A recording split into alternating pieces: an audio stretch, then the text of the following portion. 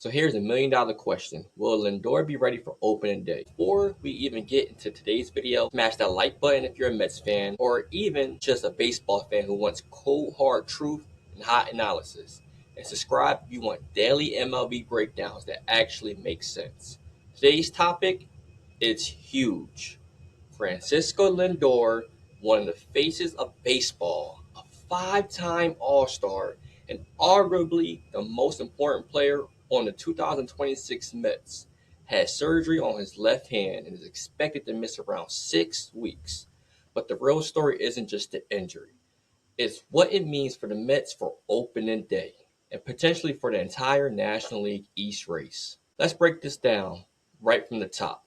According to multiple sources, including official reports from the team, Francisco Lindor underwent surgery on his left hand to repair a broken hamate bone. I don't know if I'm saying it right. I'm going to pronounce it hamate throughout the whole video. Now, if you're a casual fan, you might be asking, what the heck is a hamate bone and why does it matter? That's where the science and the performance side intersects. The hamate bone is a tiny bone in your wrist. Hit the Shador Sanders. It's a tiny bone in your wrist that has a major impact on your grip strength and power, especially for hitters. It anchors some of the muscles and ligaments that help with torque and swing force. So when that bone gets injured, and especially when it needs surgical repair, it's not just missed time. It can affect how hard you hit the ball when you come back. Lindor wasn't just sore. He was dealing with a stress reaction in that hamate bone. A stress reaction is basically a warning sign. The bone is weaker and at risk of a full break if he keeps swinging without addressing it. The Mets medical staff didn't wait around. They sent him to a specialist, determined surgery was the best option, and boom, Lindor went under the knife. The expected recovery timeline, around 6 weeks. That timeline puts his return right up against or possibly after opening day. Now, this isn't like a muscle tweak you play through. This directly impacts his swing, his grip strength, and his ability to generate power.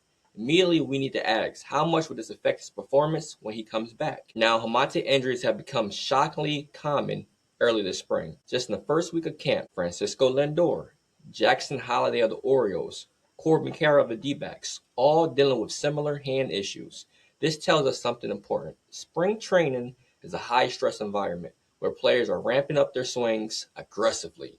And sometimes the body just says, nope. Recovery from hamate surgery usually takes around 4 to 6 weeks. But here's the kicker. Full back to power isn't guaranteed immediately. Many hitters see a drop in grip strength and exit velocity for weeks after returning. And that's critical for a guy like Lindor, who relies on both power and bat-to-ball contact. So here's $1 million question. Will Lindor be ready for opening day?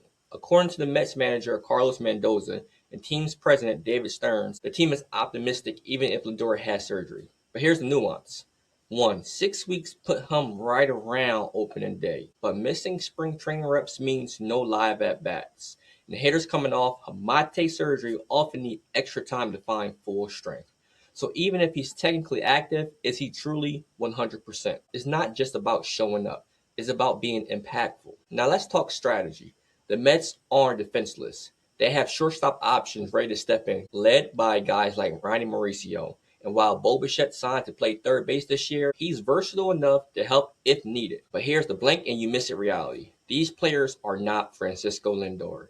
Even if they're solid defenders and hitters, replacement value works differently than star value. This is where things get really interesting. The Mets are expected to compete in a packed NL East with the Braves, the Phillies, and even the Nationals making noise. If Lindor starts the year slow or even limited in performance, that could swing close games into losses.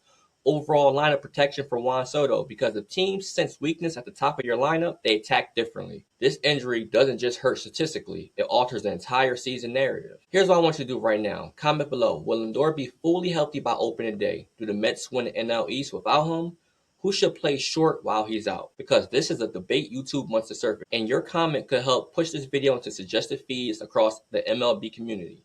And if you enjoyed this breakdown, hit like, subscribe, and tap that notification bell so you never miss a deep dive that matters. MLB season is here, and if this Lindor news means anything, it's that baseball just got real. Stay tuned.